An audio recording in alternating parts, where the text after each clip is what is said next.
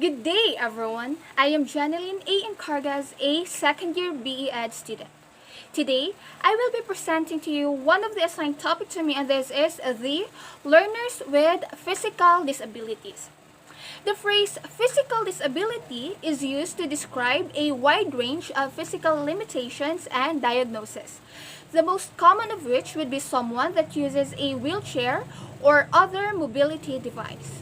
Some limitations may be very severe and noticeable, while others are almost hidden or non-apparent. The most common barrier to academic success for a person with a physical disability is access.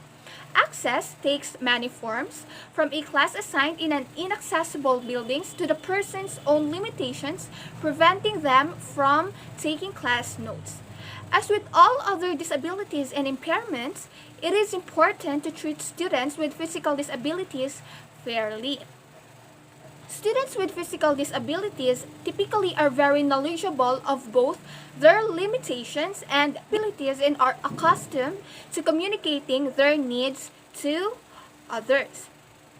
Examples of physical disabilities include wheelchair users, amputees, speech impairments, muscular dystrophy, multiple sclerosis, visual impairments, and hearing impairments. So now, let us talk about visual impairments. According to Hallahan and Kaufman in the year 2000, life without sight is hard to imagine and is one of the most feared of human conditions. Over half of the information we received about our world is through our vision, and that was according to Windsor in the year 1999. Visual impairment can interfere with the development of learning, mobility, social growth, and adjustment. For this reason, persons living with visual impairments present unique educational needs which are best addressed early in life. These educational needs includes concepts development, improving listening skills, and developing study and research skills. Skills in daily living, socialization, and recreation also need to be taught. Training to use any residual vision to the fullest extent is very important. They may also need to be taught alternative ways to read and write, and that was according to Windsor in the year 1999. Visual impairment as a generic term is a wide range of visual problems. It is a concept that includes categories such as total blindness, as well as mild and severe cases. Educational definition of visual impairment emphasizes the functional visual efficiency because visual efficiency is unique to each learner. The way the learner uses the residual vision is the main concern of the educator. Visual impairment occurs when the peripheral field of vision is reduced, and that is according to Leonard Cheshire Disability in the year 2011. Vision plays a critical role in an educational setting. Visual impairment, which is severe enough to interfere with the progress in normal educational programs, is considered a visual handicap. Students must be able to see clearly, focus on objects far and near, be able to coordinate hand and eye, discriminate small differences, and remember what they see. Difficulty in any of these areas may pose problems in the classroom. To summarize, an educational description of visual impairment may include the following. First is totally blind, which means the individual receives no useful information through the sense of vision and must use tactile and auditory senses for learning or severe impairment. Next is functionally blind, which means learners learn mostly through other senses but may be able to use vision to supplement information received from the other senses. They would need to use Braille to learn to read. Functional vision cannot be measured using visual field and visual activity tests. Another is low vision learners primarily use vision as a means of learning and with magnifying devices. They may learn to use print or mild to moderate impairment. And lastly is visual efficiency, refers to how well a person uses whatever vision presents. This includes the ability to control eye movement to discriminate objects from their background and to pay attention to impairments details, and that was according to Beatrice and Jeanette in the year 2003 and Yao and Prosper in the year 2011. Now, let's move on to the characteristics of person with visual impairment. Characteristics of children with visual impairment are usually defined by degree of visual impairment, age onset, cognitive development, language development, motor and mobility development, social and emotional development, and that was according again to Beatrice and Jeanette in the year 2003. However, there are educational characteristics of persons with visual impairment. These characteristics depends on the extent of visual efficiency of an individual learner. Learners with visual impairments demonstrate the following characteristics, and these are: intellectual abilities are similar to those of sighted peers. They are unable to use sight to assist them in the development of concepts. Their concepts development depends on their tactile experience. They are unable to use visual imagery. They may display repetitive, stereotype movement, for example, rocking or rubbing of eyes. They are withdrawn dependent and are unable to use nonverbal cues. They have difficulty using spatial information and visual imagery and imagery problems with functional implications. They have unusual facial behavior such as squinting, blinking or frowning while reading or doing classwork. They are unable to locate or pick up small objects. They may have poor eye-hand coordination, usually have problems in distinguishing similar shaped letters, numbers, or words, for example, B and D. They have difficulty in writing or are not able to write within the lines. They have difficulty in reading books within the normal range, thus bringing the book or objects closer to the eyes.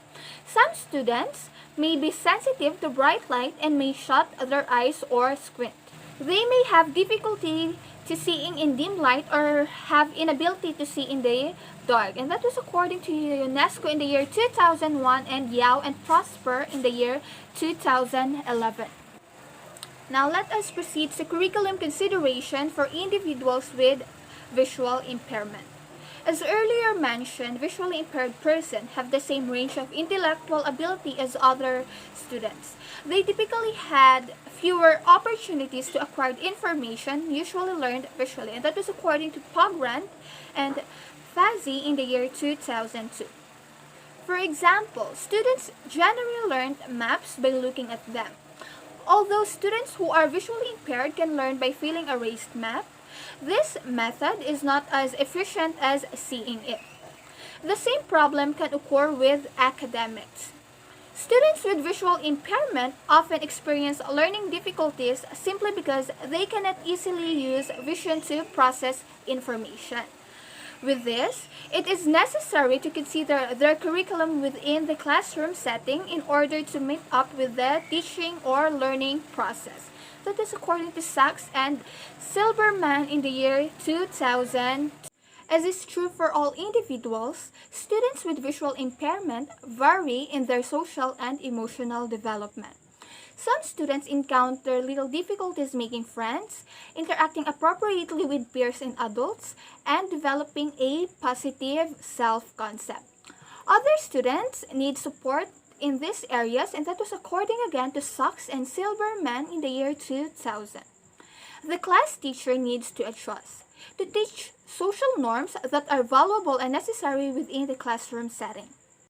An appropriate inclusive school environment for children with visual impairment should provide infrastructure that are disability friendly, teaching facilities or materials and equipment, human resources, and other related services needed for the well-being of the students with school milieu. And that is according to Jotao, Ozil, and Irie in the year 2002.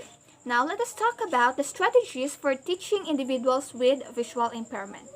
The key element for decision-making or teaching adaptation is on the selection of medium of instruction and teaching strategy which enables the learners with visual impairment to be most proficient in learning and in life achievement.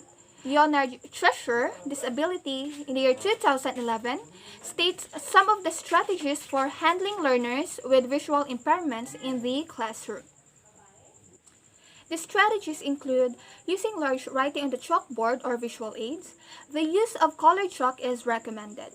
Let the children come close to the board or teaching aid so that they can see more easily. Read aloud what is written on the chalkboard. Prepare teaching aids that learners can read more easily, such as large print materials. Other learners in the class could help prepare this, or they can be produced by enlarging font sizes on computer printout. This can also help learners who have difficulties in reading. Learners may have difficulty seeing the lines on writing papers. They can be given papers with thicker lines drawn on it. Some learners will benefit from using magnifying aids. Two types are available. One that enlarge the whole page or line magnifiers, which are a useful aids to reading. Encourage the learners to use a pointer or their finger when reading. Cover the rest of the page with paper except the paragraph they are reading. And use a book stand to avoid reflection. Children with poor vision need to learn through touch as well as through hearing. They should be given a chance to handle objects. Pair the pupil or students with a seeing classmate who can assist him or her to organize their work. The partner can help find the correct page. Repeat your instructions and so on. Use verbal praise or touch to give the children encouragement. Use the name of the pupils or students during class discussion so that the individual knows who is talking. Computers offers particular support to learners with visual impairment. They can print out a large print copy, read text on the screen using the text on a voice synthesizer, or convert it into Braille. When teaching math, the teacher should make use abacus, tactile geometrical shapes, talking calculator, and Braille ruler. Lesson can be taped using a cassette recorder for later playback at home or as revision. Learners who experience difficulties in writing can also provide information on audio tape. Tape versions of books are sometimes available in libraries and resource rooms. Classroom instruction for the visually impaired will require orientation and mobility. That is, the sense of where they are in relation to other objects and people in the environment, and ability to move about within a space. They need to know where furniture, doorways, bookshelves, and the teacher's desk are in the classroom, in relation to their own location. In addition, they need to be able to move from classroom to the auditorium, to the cafeteria, and out of the bus in a timely manner. The task of the class teacher is to make sure that the classroom is spacious enough, well arranged, and furniture placed for proper learning opportunities for the visually impaired. Teaching learning process would need to be modified to accommodate students with visual impairment. For example, you might need to identify the textbooks you plan to use in class prior to the start of the school year so they can be ordered in Braille, large print, or audio tape format.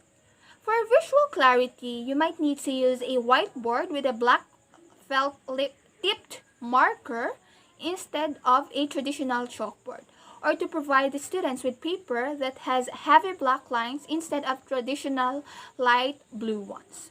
So at this point, let us proceed to another learner's disability, which is hearing impairment. So now let us define what is hearing. Hearing refers to the reception of sound by the ear, its analysis, and its transmission to the brain.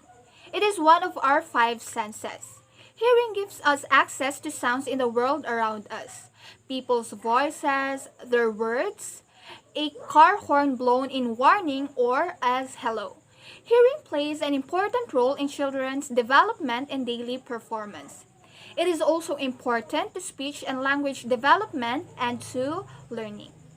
Going through school with a hearing impairment or deafness can be a frustrating, isolating, and ultimately unproductive experience for a child without the right support. As a teacher, it can be equally challenging to teach a hearing impaired child effectively without adequate tools or training. For both, it can sometimes feel like there's an imaginary pane of glass keeping each from communicating effectively with the other.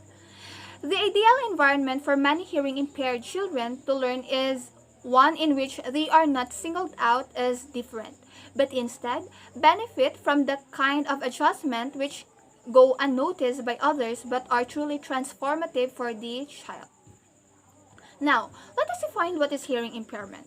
Hearing impairment is the inability of an individual to hear sounds adequately.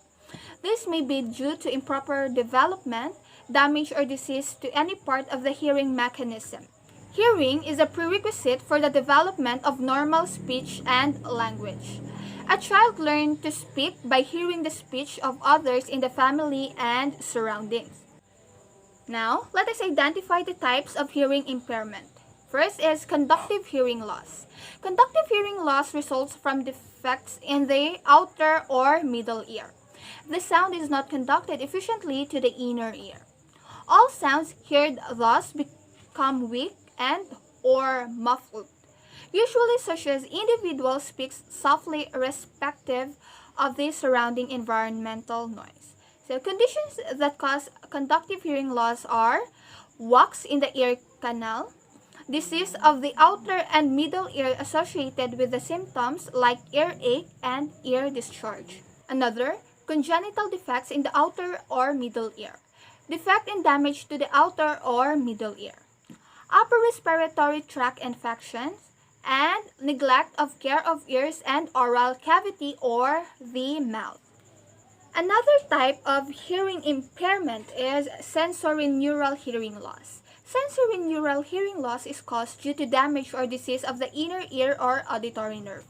It could also result as an after effect of infectious disease like measles, mumps, meningitis, and TB. Some conditions that may cause congenital sensorineural hearing loss are hereditary childhood deafness, RH incompatibility, another, premature birth or birth before due time, birth asphyxia, or lack of oxygen supply to the newborn due to inability to breathe normally resulting in blueness of baby due to various reasons, viral infections in pregnancy, exposure to X-rays in the first trimester of pregnancy or taking X-ray within the first 3 months, harmful drugs of mycin variety, for example, streptomycin, and acoustic neuroma or tumor of the auditory nerve.